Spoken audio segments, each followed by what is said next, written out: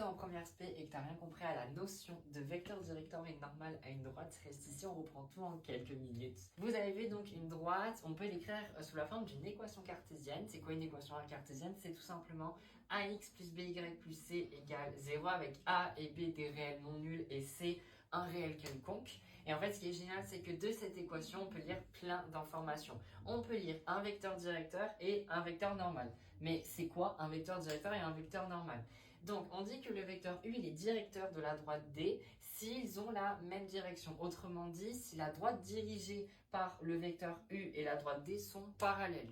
De l'équation cartésienne, on peut directement lire 1, ses coordonnées c'est moins BA. On verra ça dans les exemples juste après. De même pour le vecteur normal, on dit que N est normal à D si le vecteur directeur U de D et ce vecteur n sont orthogonaux. Autrement dit, si le produit scalaire entre les deux est nul, est égal à 0. D'ailleurs, si vous n'avez pas compris le produit scalaire, n'hésitez pas à aller voir une autre vidéo qu'on a fait précédemment. Et pareil, on peut lire les coordonnées d'un vecteur normal de la droite D, c'est tout simplement AB.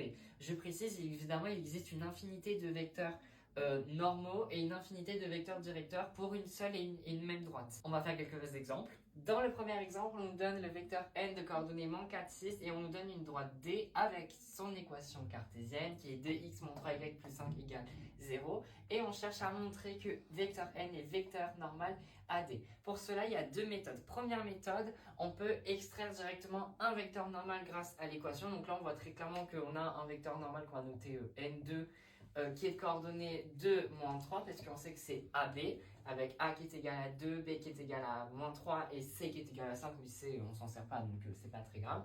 Et après, il nous reste plus qu'à démontrer que ces deux vecteurs sont collinéaires. Là, on le voit, mais je vais plutôt utiliser la méthode du produit scalaire. La deuxième méthode, donc, elle consiste à calculer le produit scalaire entre un vecteur directeur de la droite D et le vecteur, justement, qu'on nous donne. Et c'est justement ce qu'on va faire. Donc, on voit très clairement qu'on a U, vecteur directeur de D qui est égal, donc on a dit c'est moins BA, B c'est moins 3, donc moins B c'est juste 3, et A c'est 2, donc 2, tout simplement, on ne change pas. Et après il ne reste plus qu'à calculer donc U scalaire N, et ça avec les coordonnées ça se calcule très facilement, ça nous donne 3 fois moins 4 plus 2 fois 6, ça nous donne donc moins 12 plus 12, et ça fait 0. Donc, le vecteur n et le vecteur u sont orthogonaux. Donc, étant donné que u c'est un vecteur directeur de la droite D, on peut en déduire que n est un vecteur normal à la droite. Et c'est justement ce qu'on voulait démontrer.